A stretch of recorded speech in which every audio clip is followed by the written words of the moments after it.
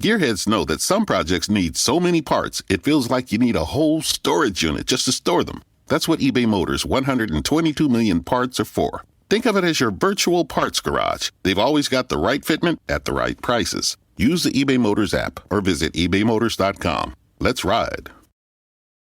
Holidays are here, and so is fashionable fitness. Gift yourself a Samsung Galaxy Z Flip 3 5G, a phone that folds in half to literally stand on its own. Pair it with the Galaxy Watch 4 for ultimate wellness and wow factor. Check health stats, flex personal records. Over 90 activities can be tracked, like biking, swimming, golfing, and more. Invest in yourself with tech made to crush goals. Holidays open up with Galaxy. Shop it all at Samsung.com. 5G connection and availability may vary. Check with carrier. Products sold separately.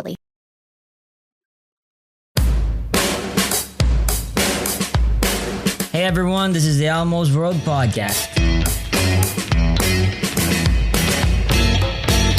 Bringing to you mind-blowing interviews with guests from all over the world.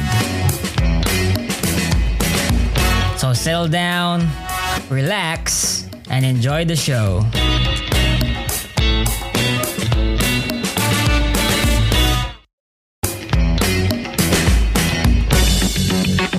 Oh yeah, by the way, if you like the podcast, please support Elmo's World Podcast on Patreon. Your support is what helps the podcast improve more and more. Martin Wright. He is from Manchester, England. He is 31 years old and he has a business in construction. And I believe that he has a lot to say about existential philosophy and a lot of topics that a lot of people around the world would hold sensitive. And I think it's important that we have insight from different individuals around the world. So Martin, I want to ask you this question and you can introduce yourself before that. Do you think we can give life meaning? Interesting question. Nice to meet everybody. I'm Martin, as I already explained. That's a really obviously big and bold and wide question. I think it actually almost requires a starting point of a presumption that it's something that life would already be void of meaning until given meaning. Do you know what I mean? That means almost like the responsibility to create meaning is on the individual living. Do you understand what I mean? You could come from the perspective that meaning already exists and some people are just unaware of the meaning, or some people choose to believe there isn't one, or some people have people could decide they believe in a meaning, but there's no way to know whether that is truly the meaning. But the presupposition is that like we have the ability or responsibility to create that meaning. Do you know what I mean? Almost as if it's a tangible thing. I'm not necessarily sure if meaning is such a tangible thing as people like to try and, present it to be. Mm-hmm. But where do you stand on that point? Do you think life has an inherent meaning directed by some divine force or being, or do you think that we are simply alone here and it's up to us to find our own meaning? I think it's interesting how we're obviously born into this world, and some people take a path of a realization and awareness where, some people quite happily just get on with it, get a job, 9 to 5, have a family, don't think too deeply, don't take too much time to consider what meaning is. And other people struggle and find great frustration in trying to understand what their personal meaning is, or if there is even a meaning to life or existence or the universe in the first place. But I just think it's interesting why we assume there even should be, or there would need to be. Like, what basis, what else, like what other comparison have we got to weigh against that makes us think that there would be a meaning or there requires a meaning for anything? Mm-hmm. Do you know what I mean? Mm-hmm. I think it's sort of an evolutionarily attained characteristic by which we humans find abstract objects and give them some sort of an understanding in our own mind. That's why we're able to communicate. Yeah, it's almost like we feel we need to personify the physical world because it's the limit of in which we're able to exercise thought. Like, we are restricted by our own, like it's almost like the reason we think we're so intelligent is because we realize how stupid we are. Do you get what I mean? It's like almost we roll with the assumption that we're an intelligent species, but compared to what? Do you know what I mean? It's like if you think about a lot of the reasons and central functions of humanity, even in the advanced civilizations, most of it revolves about something quite primitive. Do you know what I mean? Outside of discussions such as these, it's quite basic and mechanical functions of society. Do you know what I mean? It's like it's more an advanced, complicated version of what we was probably doing thousands of years ago in other societies. Do you know what I mean? So, Yeah, but mm, I guess that we would have no way to compare ourselves in a world where there is God inclusive universe and God exclusive, but we are able to compare actually with the traditional belief systems by which, for example, Christianity or Buddhism, where there is already an accepted divine a movement in our human mm, society, and so when compared to the modern ideas and beliefs that, for example, existentialism or even nihilism, we compare those and we find that there is a hole in a socially constructed belief system that we think we should fill a gap in, right? mm, yeah, I think when it comes to this topic, a lot of philosophers don't necessarily take a great deal of interest in religion and theism and things like that. But personally, I think it affects greatly the starting point. Where you start off with a question will affect where you end up. And if you do believe there is an ultimate authority, like you said, if you're perhaps Christian, that worldview depends on the fact that, whether you kind of like a New Age Christian who does believe in evolution and things like that, you can make allowances for these details. But ultimately, if you are a believer of a ultimate authority, you believe that your existence is on for the purpose of God. It requires no further investigation. Do you know what I mean?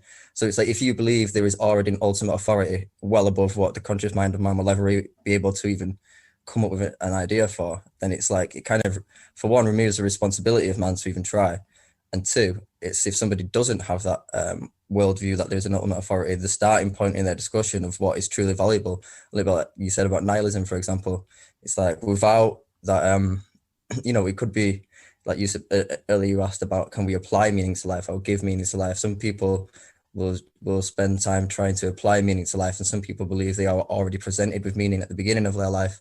But what you're finding now is a lot of people say who are absent of faith find it hard to find meaning and can struggle. And I think I've probably experienced it time in my life where, upon realizing the vastness of the universe, it can seem without a faith in a God that it's almost mechanical and void of any meaning or anything like that. But at the same time, it's like you mentioned Buddhism as well. Some of the more like other Eastern religions, it's like more about almost the awareness of the vibrational state of the universe. And it's like for some reason, like I said, the starting point, it's like we almost feel compelled that we need to have like like the people that can't necessarily agree on it. But what if you are, for example, an atheist or a nihilist, there's no restrictions on what you can present to be a possibility. Whereas if you are a Christian, for example, you already believe that there is a set solid meaning. So this goes back to whether people coming together to understand each other's worldviews. But if one person has no restrictions to the endless infinite possibilities of how things came about, but another person has been given firm fixed reasoning for why they exist, then it's hard to kind of to bring those together to make an allowance for each other's worldviews, if that makes Mm-hmm. sense. Yeah, but the thing about the socially constructed belief systems we have today is, for example, that I think there is an ignorance bliss occurring even with those who have modern belief systems. For example, to an existentialist, or he would claim that he can create meaning in his own life. For example, he can find the value of love in his children or in his family. But then, if he claims to create a value, and But by what realm would this have been created other than being simply socially constructed, or in the view of a hard determinist, simply the products of chemicals in his brain rewarding him for continuing his own species. And so, what difference would that make for a Christian to claim that he is experiencing supernatural experiences in the love of Jesus Christ and his own salvation? Because they cannot be expressed uh, uh, with primary epistemic evidence that can be fully proven. Therefore, only the experience of subjective individuals is their own basis of their own morality. Therefore, I think that even existentialists or absurdists who claim to create meaning in the universe are still living in the same bubble of bliss that traditional belief systems have had. Hmm. When you say socially constructed, are you referring to like the modern atheistic worldviews or the societal Y- religion? Like because obviously organized religion stemmed from what was I think essentially all I believed to be think God's word. all belief systems, whether it is modern or traditional, is socially constructed. Even these modern ideas who who have reached a peak where that have a feat that no ideology in the past has reached. I think they're still socially constructed because, for whatever reason, whatever belief you have, for example, you love your family, or you love your own life, you have joy in your work, you find joy in charity and services. Those are still socially constructed values and could easily be uh, converted or transformed if you had a different environment. Mm. Yeah, it's almost like what I feel like you're referring to as a social construct. It's a little bit like we have, like you referred to about say the chemical reward signals that we have in our brain to confirm that we are doing what's necessary for our survival of ourself or our immediate kin or in the long term our species. But I feel like now, whichever way you want to look at it, I like the story of Adam and Eve in a more of a metaphorical sense as an analogy as opposed to a literal sense. But like, we was given the natural world and it wasn't enough for us, and we sought out knowledge and we tried to, advance our understanding. But to what avail? It's almost like it's put us further from love and further from joy and things like that, because it's like the greed of man has found opportunity in exploiting these chemical reward signals. Like at once upon a time, it would be quite sufficient to have a roof and some clothes for your family, and that would probably be the extent, like worldly speaking, in which you would waste your time and energy gathering material items and surroundings. But like now that's been exploited, and people use those same desires that we have to acquire food and shelter. And because now we have been food and shelter in at least a lot of the Western world, and is quite, when I look outside where I live, there is obviously issues of homelessness, but the typical person has food and clothes and a home. Yeah, obviously the people who want to exploit the system, if you like, have built a system in which means that what we used to hunger for food, now we hunger for luxury or convenience. Do you know what I mean? So I think they're using the same signals that we would naturally have required to survive, but now they've built these systems to use those same systems and signals, but for what I would believe is the wrong reasons. Do you know what I mean? Yeah, but So that's one thing. I'm interested in how you view the stories in the Bible, metaphoric or in a metaphorical or archetypal narratives by which symbolize uh, story or myths or mythos or stories that resonate to the human history or experience. Because, for example, when you say Adam and Eve, for example, ate the apple, would you view it as the emergence of human consciousness from simply a very intelligent primate to something more, something that can Mm. actually Well, I think like I was trying to illustrate before, we perceive and honor ourselves with the title of intelligent.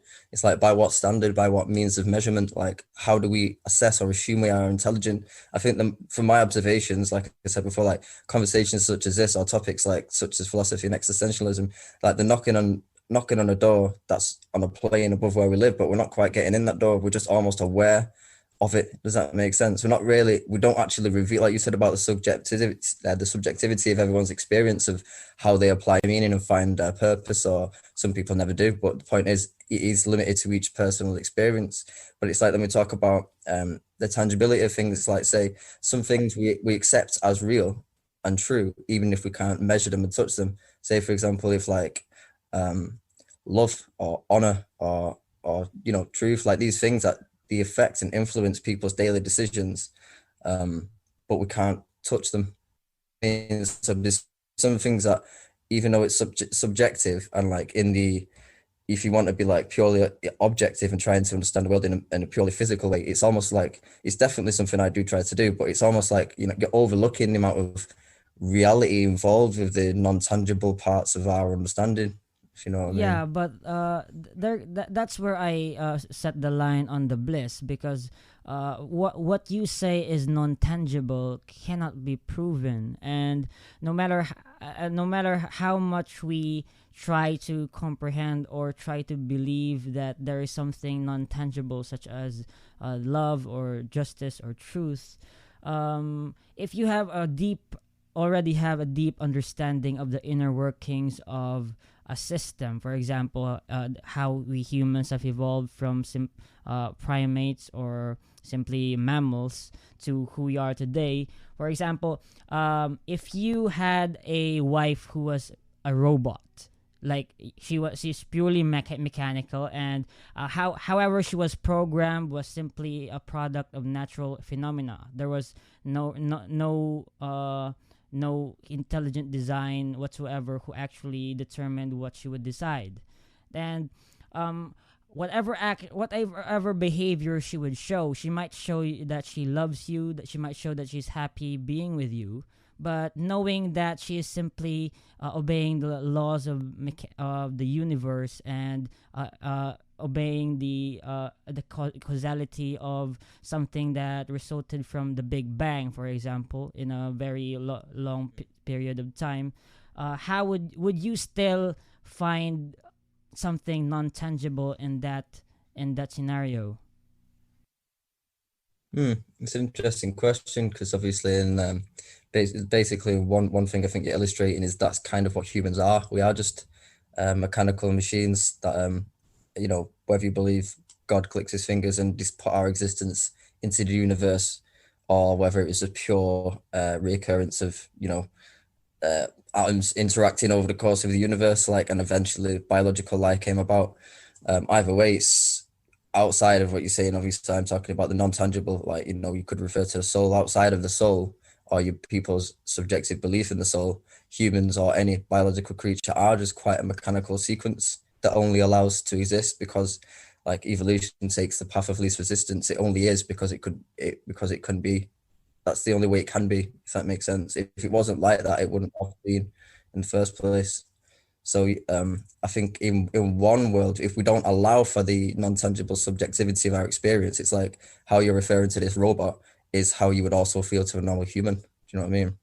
Yeah, but that's my point, is that we continue to live in this bliss that there still there has to exist a non-tangible an entity or material lurking in the physical universe, because we still have these socially constructed beliefs that in order to be a good person, you need to look someone with human dignity. You have to see them as, or be a loving person, a kind person.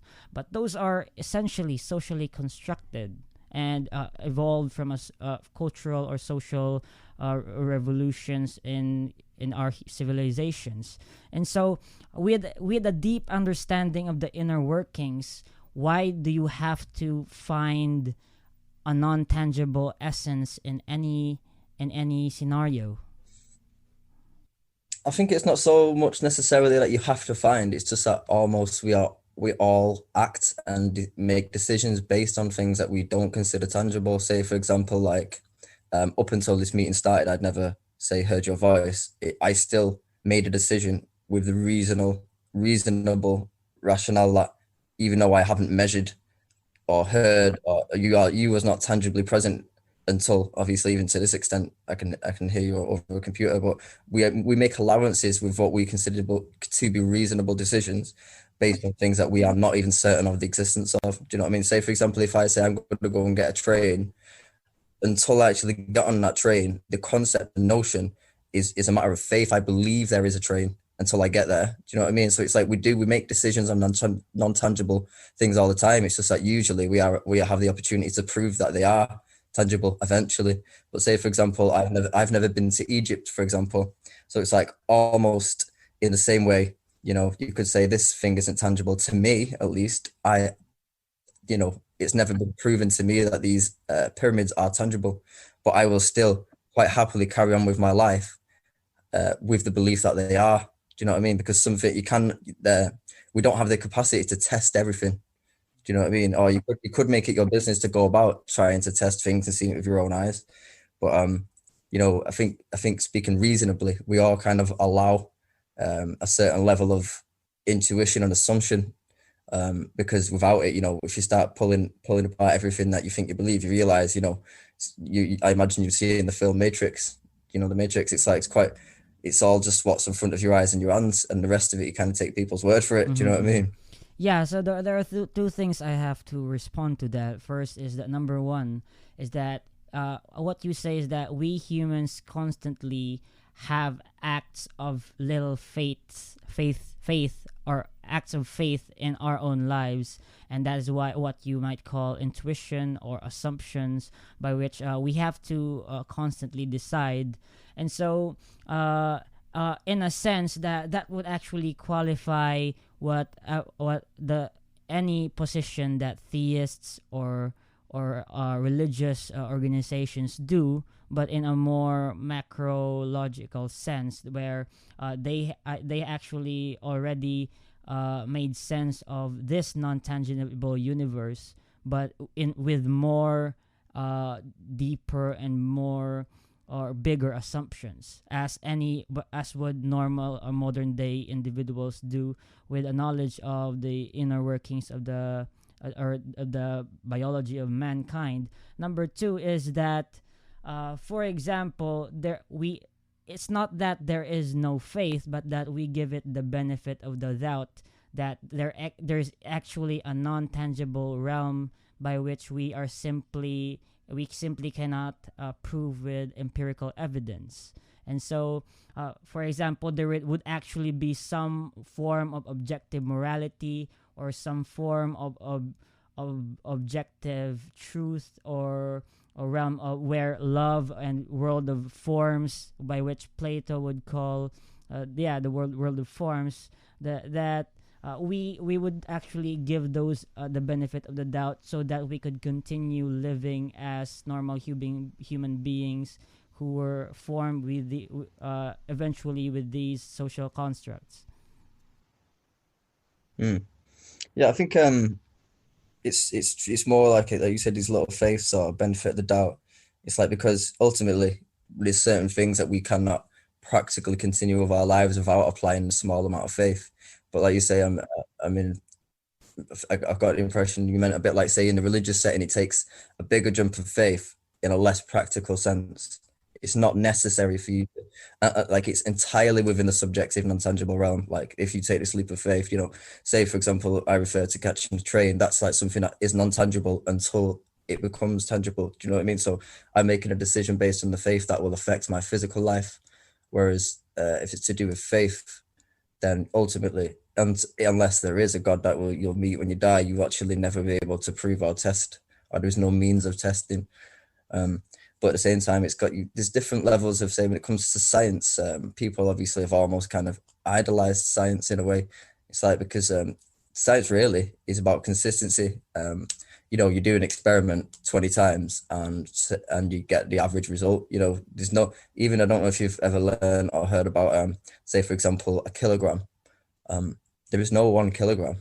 It's all relative to, we take these measurements as empirical and factual, as if the most truest and objective things there are. But if you actually do the research, things like a kilogram, because the gravity is so relative and it changes depending where you are in the world and where the world is in the universe, if you like.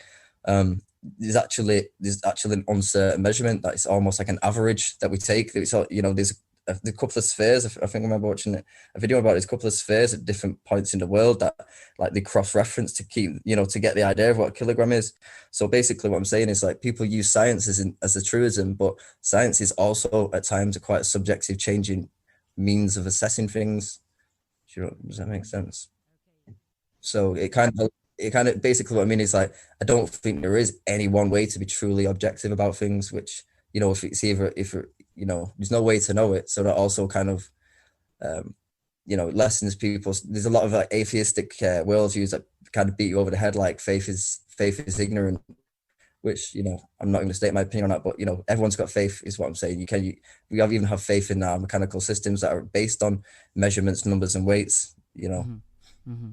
But then it would seem that you're simply putting a blindfold on one eye and opening the other eye, so that even with a deep understanding of the mechanisms of the physical universe, that there would actually is no actual proof of any non-tangible material, then, but still, in order to act as a normal human being and to continue living as you would have to have another eye closed and act on these small steps of faith for, like, intuition or the assumptions.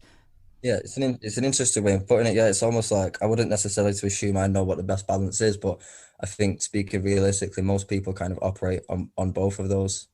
Like, they kind of like to take things in a literal, objective sense, even subconsciously perhaps, but we also make decisions and follow our feelings on non-tangible things that we can't justify or explain scientifically.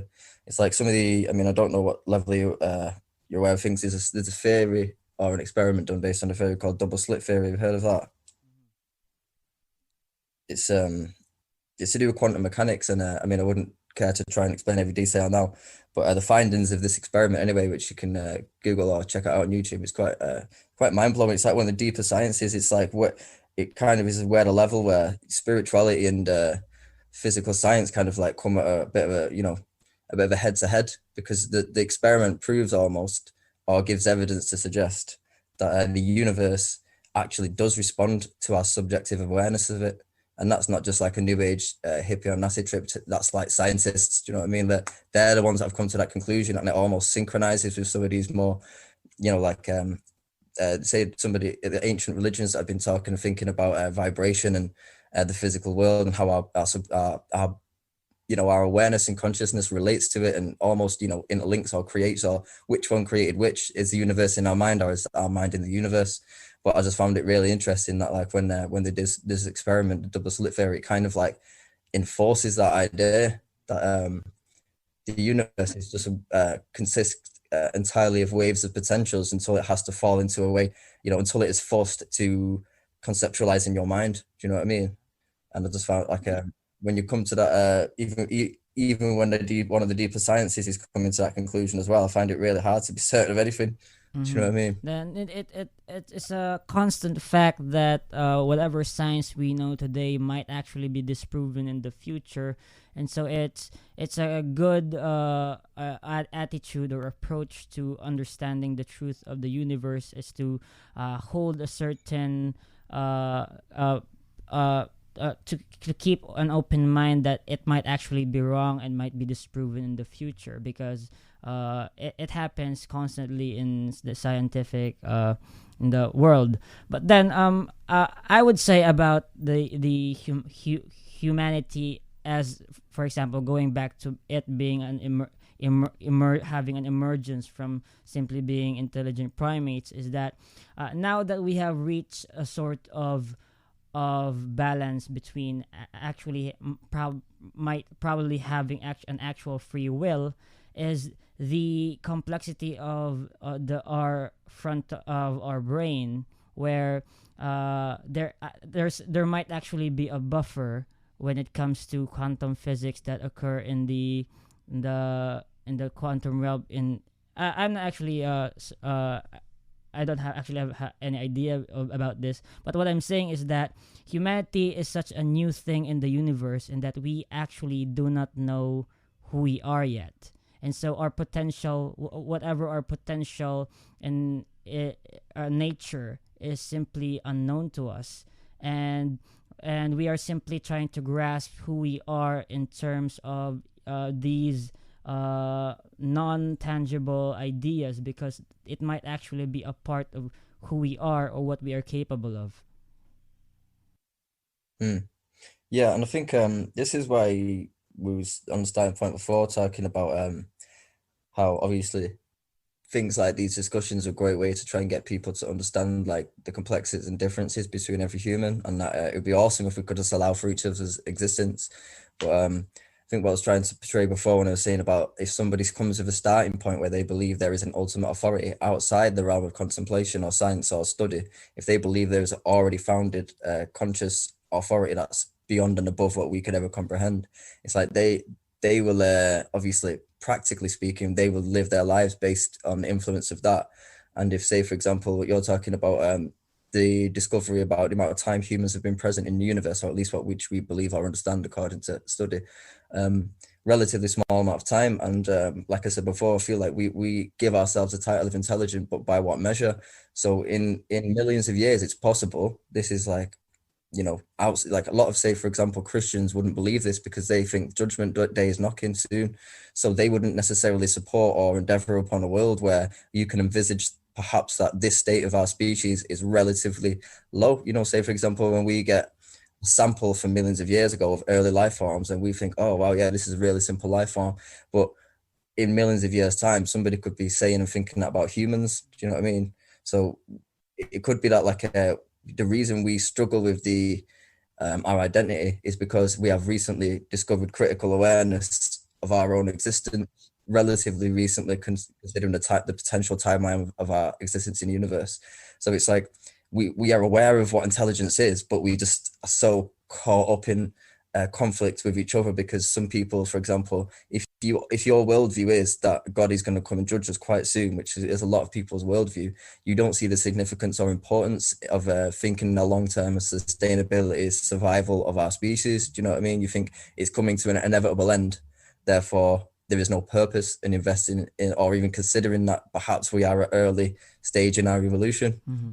You know what I mean? I love how you mentioned that, because, for example, one philosopher who actually had a great impact on my life is, for example, the German philosopher Friedrich Nietzsche, and he wrote about in his book, Thus Spoke Zarathustra, about how mankind is simply a rope towards the Ubermensch, or the Superman, or where and whoever we are today is simply an attempt towards the new, or the more advanced civilization or form of mankind, as you say, that in our view, the apes were earlier life forms, and that would be how the Superman would, or the Ubermensch would view us as simply an attempt towards better human being. And the most essential thing about the Uberman is that you have the will to power, or that means that you're able to create your own values because of who you are. Because currently, we as humans, we aren't able to logically formulate out of our own inherent nature, because we still have a lot to develop or reach. But that is why billions of humans still need to cling to a divine creator or entity to actually develop any sense of meaning or purpose in their lives, other than the new trend or the new movement of existentialism, where sourcing from atheists or agnostics who tend to find meaning and develop their own meaning in their own lives. But still, I would say that even the smartest atheist here is still living under a certain bliss that we talked about earlier, where they still constantly live with small steps in their daily lives. Mm. Yeah, I think people find what they seek for as well. So hence why I've mentioned the starting point a couple of times. If two people are on a similar path but start at a different place, going to end up at a different place. So it's like if an atheist obviously wants to enforce their worldview, they'll find reasons to do so, as would a Christian, for example.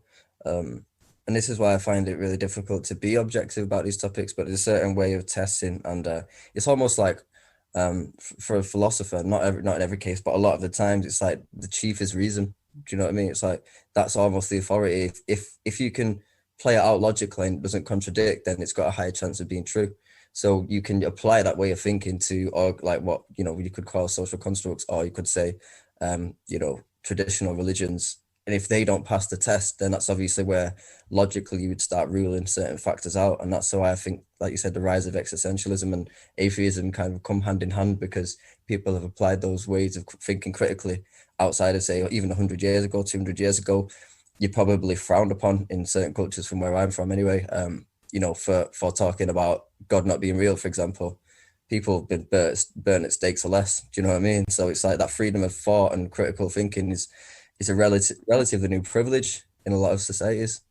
So I think that's one of the reasons there's been a drastic change. But and I imagine that's why you came with the question earlier on about, can we give life meaning, or however you phrased it. And as I said, I don't necessarily think life requires one. I think it's almost just like it's a consequence of self-awareness. Say, for example, the dog doesn't necessarily need to get existential. It's quite content most of the time, happy, probably more happy than a human in a lot of cases. Hence why I liked the example of Adam and Eve, because we used our ability to be aware to bombs and create cars, and all of these things that we considered to be ingenious inventions have actually led to our own demise and destruction. So it's like, is it really meaning to intervene with our own awareness? Do you know what I mean? Is it not more of a, I know you use the word bliss, and I think we all find solace in bliss, because even, beyond meditation, what freedom is there from the contradictions and confusion of the universe, unless you want to be completely intentionally ignorant to the workings of things, which, I feel like humans probably filter in and out. I don't think I can always have my thinking cap on, because, when I was late teens, early 20s, it got actually really heavy to live because of how difficult it is to try and reason and rationalize everything. So I think there's a level where we all just kind of take our hats off and just get on with our lives. Do you know what I mean? Like, regardless of whether it makes sense. So whether you're atheist or Christian, like or any other religion, it comes to a point that even though you could call it like primitive desires and fulfillment of primitive desires or whatever, I think we are still kind of bound by whether it was given to us by God or evolution. Either way, we have these impulses and desires as a species to fulfill, and I don't think any amount of religion or existentialism can really solve those basic necessities. I think sometimes it can make it harder to find meaning, because I think people kind of always conflate meaning with happiness and that joy with happiness and things like that. And it's like, sometimes it's not even the case. Sometimes I'm most content. And again, another word, content, is happiness, content. Just what I'm saying, like what is meaning? Everybody might have a different idea of what meaning is. But like I mentioned, the dog, for example, if you give a dog a walk, give it a good meal and a cuddle, look at it, it's knocked out, it's chilling. It's like, does that dog have meaning? Did he have to rationalize its own existence for it to find meaning? Does that make sense? Mm-hmm.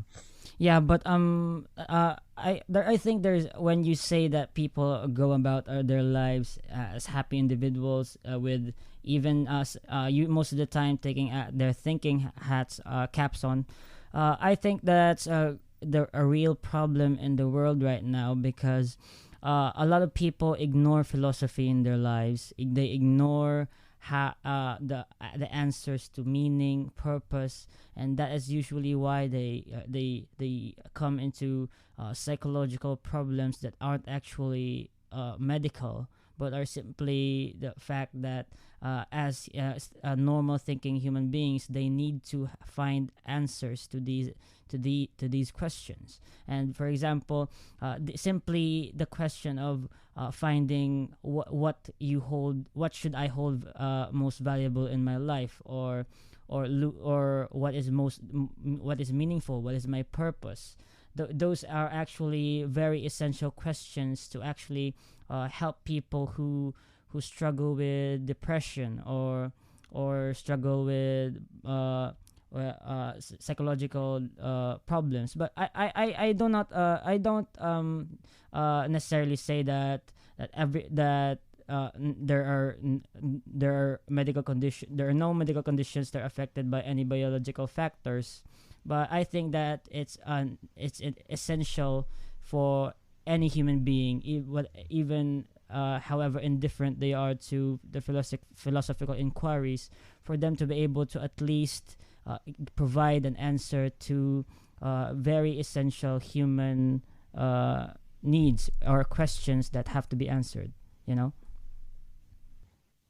No, I hear where you're coming from.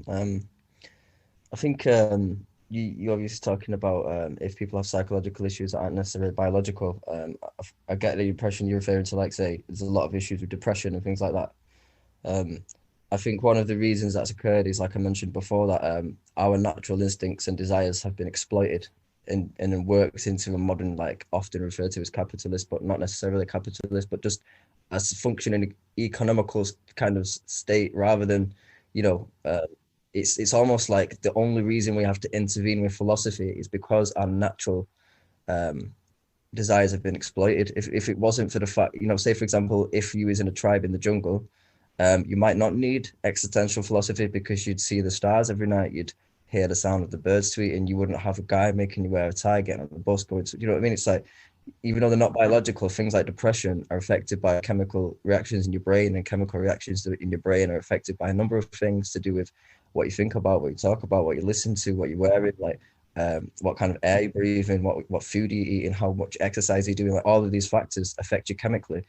And obviously you say biological, I think what you mean is a biological predisposition, because even these chemical changes, they are still biological, but you're not predisposed to them. It's external factors that are influencing them. So I think, like, it's at which point when, because our instincts and intuitions have been exploited, and we are no longer in what would have been our natural environment, we then almost have to intervene with philosophy to kind of readdress how we deal with these feelings and situations, to try and correct this balance chemically in our mind. You know, like things like I mentioned before, like meditation is obviously one way, no matter your circumstances, it's one way to at least try and escape for brief moments of time, to allow your chemicals, you know, it's quite, this is why I was saying, like, I think the science and the spirituality kind of meet at certain points. It's because, like, obviously people talk about spirituality as in the way we relate to the universe and our awareness of each other, and the value of, like, even like non-tangible things like love and justice and things you were talking about before.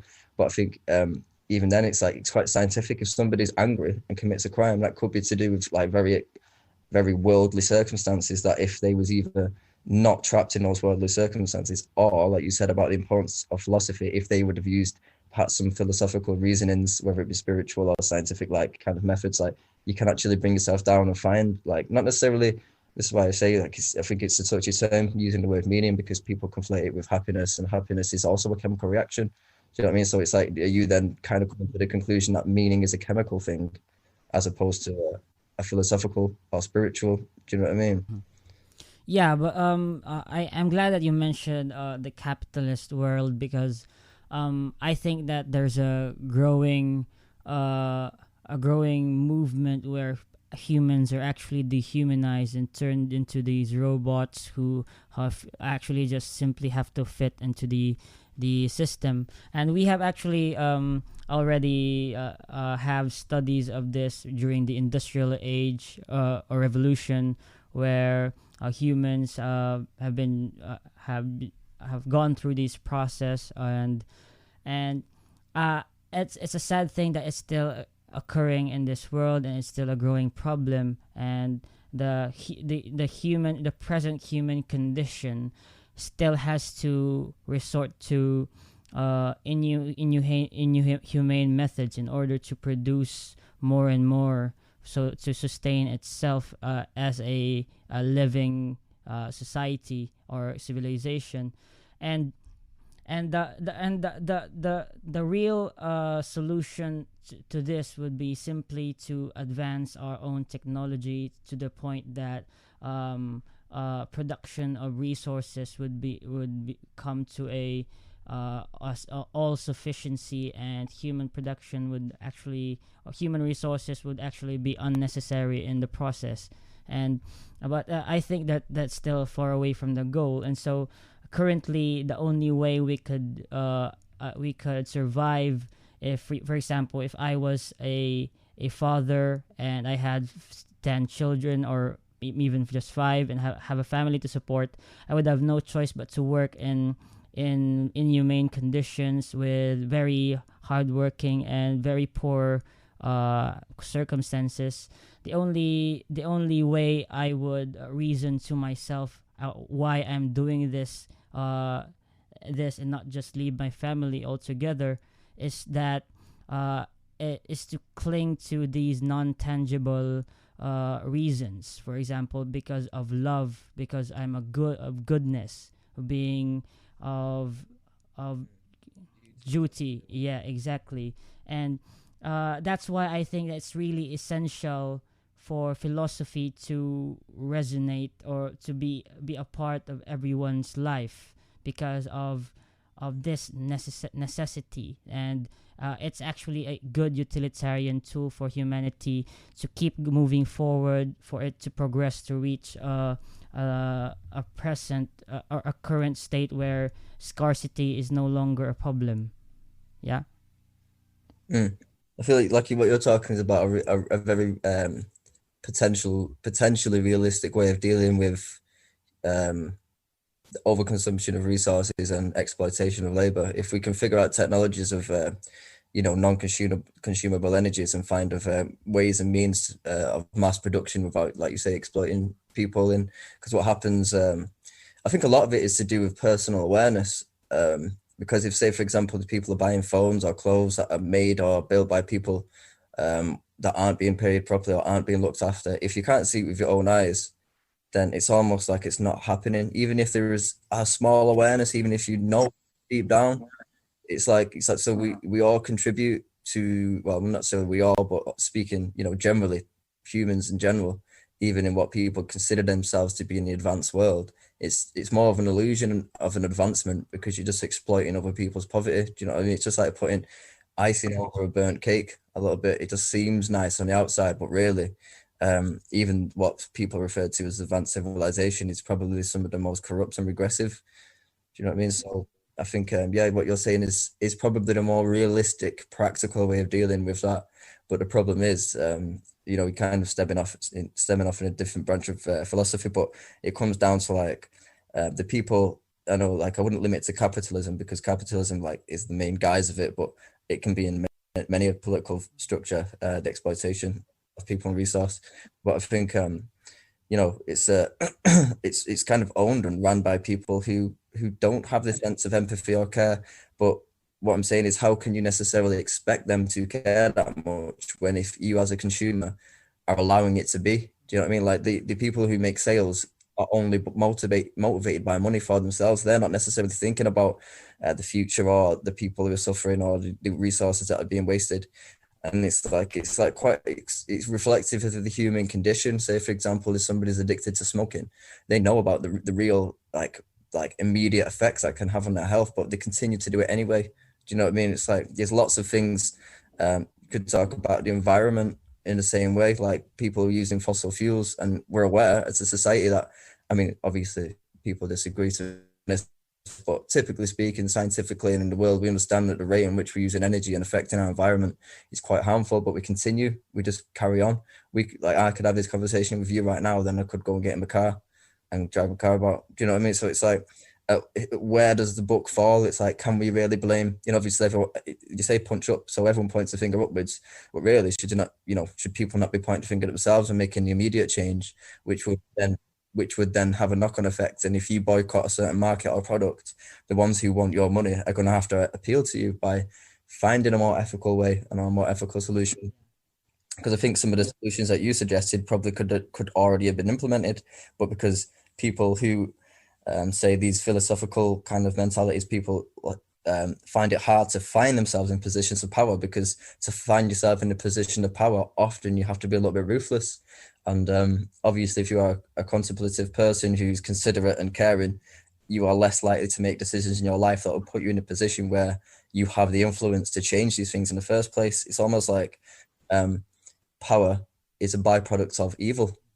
Do you know what I mean? Unfortunately, like in a more literal, political, and kind of sense, not necessarily like, obviously power is another non-tangible in a way, but in the literal sense, power comes hand in hand with corruption, because if there's no referee, people are going to be cutting corners, and if you want to be honest and virtuous and go, no, I won't cut the corners, it just means you're finishing last. You know what I'm saying? I think that is why you when you said that society should be pointing fingers at themselves, it's that society in itself, with its ignorance, is unknowingly creating its own social deviance, and that is why, for example, movies or people or characters like the Joker, or the anarchist characters like from the movie V for Vendetta, are very influential when it comes to those who are actually victims of, or in the condition, the poor conditions of a capitalist or any political economical structure, because they are actually, for example, continuously being formed by the society, by every member of the society unknowingly. For example, even if I myself, I myself in this living in my own country, when I, for example, purchase simply a straw, and that is my personal decision, and not just having drinking on a simple cup, is simply choosing that already has ripple effects in all of society, and accounting the collective small ripples is actually simply it's all of society to blame for the social problems. Even the ones who are in power are simply reacting to the conditions already presetted, or presets, but that are set by the population, the majority of the population, because essentially it's economy who is the supply and demand, who is dictating who is in power and who isn't. Because if you produce something valuable to the society, society will reward that with buying your product, and so you as a producer will have that power. But if society never actually chose to purchase your product, that is you would never be in that position. So we, in a sense, as a collective, give these powerful people, these producers, their power. So it's when we say that who's to blame, I think everyone is to blame. And I don't know if we can quantify blame, but I think it's a shared responsibility, and whatever is happening in the world, you should have a proactive action towards making it a better world. It's true, and I would obviously agree with that. But it's given the topic of existentialism, you would come back to the word should, like based on what's the, to have a should, usually have a comparison or a baseline or something that you could prove that works or has worked. Why should we necessarily, like, why is it that everybody should assume some kind of accountability? Like, personally, I think so, but I've come to those decisions subjectively. Do you know what I mean? So this is what I'm saying about the non-tangible things. It's almost to say we should. It's almost like a non-tangible thing. Accountability is not a tangible thing. Do you know what I mean? But I mean, I wanted to go back to say that kind of in a way relates to free will. It's like, are we just consequences of our condition, or do we have a conscious ability to intervene with our circumstance and outcome of things? You know what I mean? But I remember speaking about free will with a Christian friend of mine, and he said, made an interesting point that I kind of liked, and it kind of made me consider it in a different way than I used to. He said, say, for example, is it your free will to choose to eat this piece of chocolate? And then obviously I was, well, yeah. And he says, but was it your free will to have receptors in your tongue that reward your brain for eating that chocolate? Do you know what I mean? It's like the choices that are, even though they're not set in stone, you're predisposed to act and think in certain ways. Do you know what I mean? Yeah, so it's almost an hour now, and it's been awesome talking to you, Martin. And I want to ask you one last question before we end. Is knowing that we as humans actually sometimes have this bliss in order to continue living as normal human beings with our deep understanding of the universe, and how would you as an individual choose to make a difference in the world, like in your own sense? Yeah, well, I mean, what you're referring to as bliss, I wouldn't necessarily consider a bliss, because that usually assumes a level of pleasant complacity. I would more put it in some senses, you come to a certain level of awareness that almost because of what little you know, and you've explained a couple of things, and saying a deep understanding of, but from my experience, the deeper I understand something. Yeah, I was saying, so basically, I feel like it's a little bit like, I wouldn't necessarily refer to it as a sense of bliss, sometimes almost a level of humility, of realization that no matter how much time, thought, and consideration, and research and education you receive, it's just, you will never, ever know enough. So it's like, it's almost a level of acceptance and humility to understand that there is other, things about existence beyond applying, a structured, articulated meaning. You don't need to necessarily put it in a box. It could be something, meaning can be like the moment you stood on, be stood in the trees, the wind blowing through your hair, and you experience existence in that moment. And that could be the closest you ever come to what you might portray as meaning. Do you know what I mean? So I think I wouldn't necessarily limit it to say that it means that people have to accept a level of ignorance. It's like we are already ignorant we're inevitably ignorant, and I think it's accepting that. Do you know what I mean? It's not just choosing to be, it's a being aware that we are, almost. But and you said about what we can do about that. I would personally say, like I said before, you mentioned the straw. I just think stop choosing the straw kind of thing. Do you know what I mean? We can all make tiny little impacts and influence our immediate people around us. We will influence those who will influence their immediate environment, and so on. And I think that's how standards are set, by people's personal examples. So I think, you could be an activist, of course, that's always a good thing. But I think starting at home, your first daily life decisions is what is the most immediate thing that anybody can do. If you consider something to be unjust, do your best to stop taking part of it. Do you know what I mean?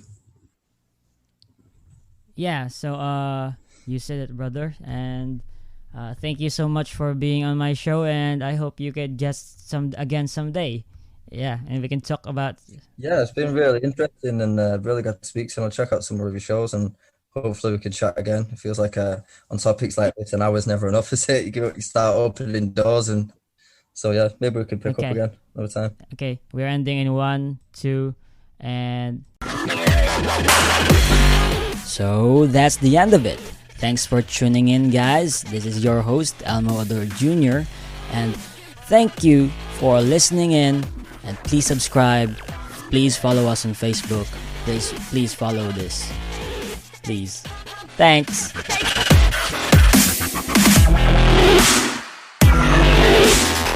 Gearheads know that some projects need so many parts, it feels like you need a whole storage unit just to store them. That's what eBay Motors' 122 million parts are for. Think of it as your virtual parts garage. They've always got the right fitment at the right prices. Use the eBay Motors app or visit ebaymotors.com. Let's ride. Holidays are here, and so is fashionable fitness. Gift yourself a Samsung Galaxy Z Flip 3 5G, a phone that folds in half to literally stand on its own. Pair it with the Galaxy Watch 4 for ultimate wellness and wow factor. Check health stats, flex personal records. Over 90 activities can be tracked, like biking, swimming, golfing, and more. Invest in yourself with tech made to crush goals. Holidays open up with Galaxy. Shop it all at Samsung.com. 5G connection and availability may vary. Check with carrier. Products sold separately.